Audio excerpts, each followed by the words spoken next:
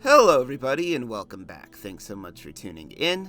My name is Christian Skoggs, and ever since Alex Garland's Civil War was announced, I knew this would be one of the most talked about movies of the year. Now it's finally here, I saw it, and I thought it was great.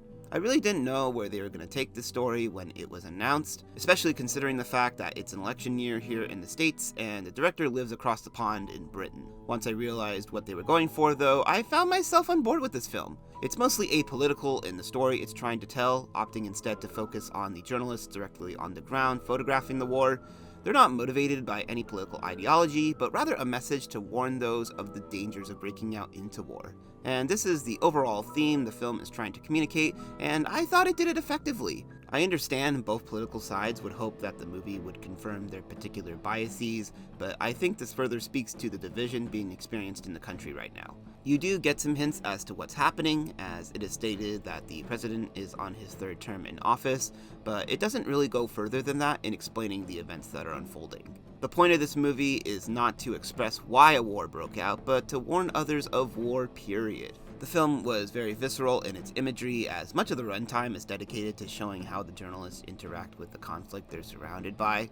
Now, this is something that journalists already do in other parts of the world, like what is happening in Gaza or Ukraine, so to see it happening in the US is obviously haunting. It's also very interesting to me that on the Wikipedia page, the film is listed as a dystopian action film, but this is already very much happening in other countries, again, like Gaza and Ukraine. We're just very cozy here in the US, and we definitely take that for granted. So to see this imagery on screen is definitely very haunting and makes you think twice about your living conditions. This is further exemplified by the towns they visit, in which they continue to lead a normal life despite the ongoing suffering happening right outside their door.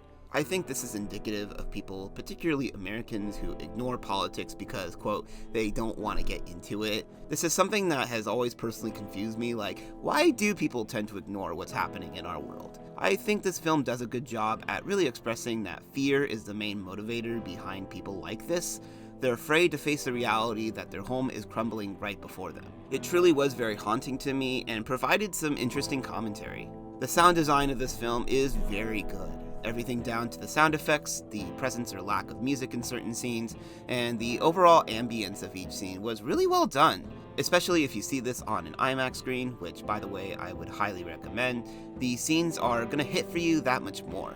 It also is a very epic movie to watch, despite only being an hour and 49 minutes long and costing only $50 million to make. To clarify, this is still the most expensive movie A24 has ever produced. What's amazing to me though is that for as expensive as movies continue to be made for within the Hollywood system, it's movies like this that come out that prove that you really don't need a big budget to make something that's big in its scale. Yeah, you have big names in here like Kirsten Dunst and Kaylee Spaney, who is a rising talent, but this film mostly sells itself on its premise. It'll be interesting to see how this film does at the box office, but I can't help but imagine this will probably do pretty well. The characters are alright, they have basic motivations that keep them going, but it's really nothing too crazy. They're mostly pawns used to walk the audience through the environment they're surrounded in and demonstrate the horrors happening on screen. I do wish they were a little bit more interesting, but I cared enough about them. It would have been especially interesting to see where our characters stand on the war that's currently ongoing. I think this could have made for some interesting interpersonal conflict between our leads,